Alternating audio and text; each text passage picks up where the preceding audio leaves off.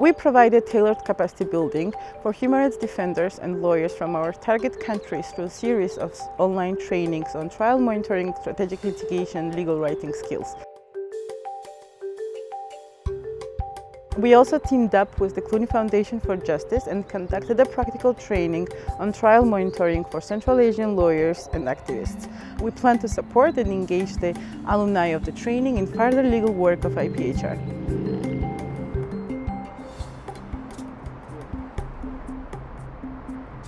In close partnership with leading local NGOs active in legal defense and strategic litigation, IPHR established a regional litigation and emergency hub to protect the right to protest in Eurasia. Its services include legal assistance and accompaniment, strategic litigation support, emergency assistance, and capacity building on strategies to challenge government abuse, assist victims of violations, and ensure physical and digital security. 70 human rights defenders from the former Soviet Union received tailored emergency support, including legal aid, medical assistance, relocation, visa support, and psychological rehabilitation. We intensified outreach and initiated cooperation with 19 new Central Asian civil society partners, including grassroots groups defending the rights of women, people with disabilities, and LGBTI. We assisted new partners with fundraising and provided some small grants to support vulnerable groups and awareness-raising initiatives.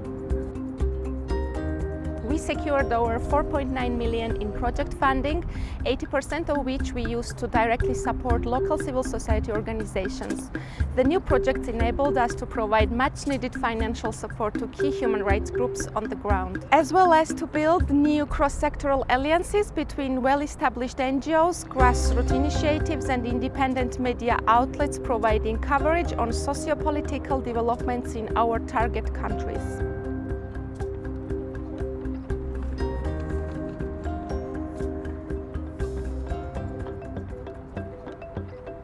We responded to the emerging crisis in Belarus by deploying monitors to document the excessive use of force by law enforcement officials, as well as other human rights violations connected to the post-elections protest. The findings of those missions were presented in a report.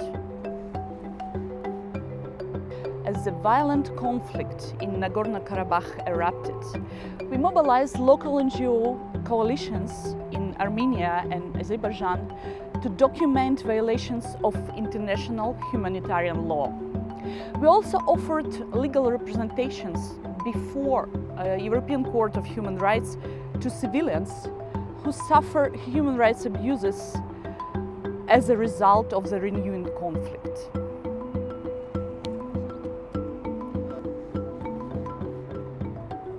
Together with human rights defenders on the ground, we raised attention to a wide range of issues over the year.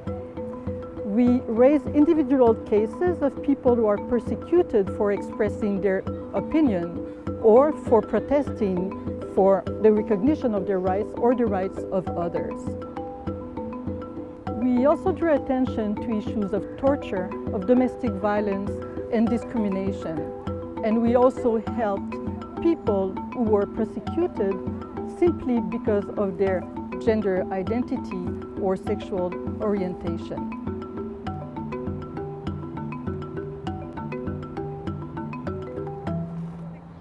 As the COVID-19 pandemic unfolded, the governments of the former Soviet Union countries used this crisis to suppress the criticism of government policies and tighten the screws on the independent media, civil society actors, and social media users. We responded by mobilizing the resources to document the impact of COVID-19 on human rights issues in the region, and we published the focus reports on right to health in Tajikistan, Uzbekistan, and Ukraine.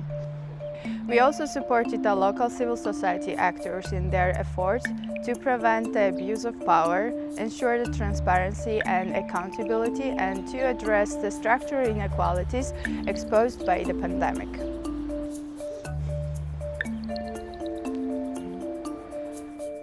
worked with our local partners to engage strategically with international stakeholders on priority issues. The new global human rights sanctions regime adopted by the European Union in the December of 2020 is a crucial step in the fight against injustice and in making sure that the perpetrators of the grave human rights violations are held accountable. IPHR has already started using this new mechanism by preparing and submitting a sanctions designation request against persons who were involved in the violent crackdown against peaceful protesters in Belarus. Observing the rapid increase in domestic violence cases during the COVID-19 pandemic and realizing the crucial role which women's support groups play in helping the victims of domestic violence, IPHR decided to launch an informational and fundraising campaign called "Не терпи насилие". The goal of the campaign is to help the victims of domestic violence and support the self-help groups of women in rural Tajikistan. In an effort to expand our outreach, we launched an IPHR podcast, Human Rights Survival Guide. The podcast features experts, local activists, policymakers who speak about current human rights issues, challenges and opportunities for the global civil society. In December 2020, IPHR launched its new initiative, Human Rights Impact Hub. We are hoping that this initiative will help us and our partners to break long-persisting impunity gap in the region.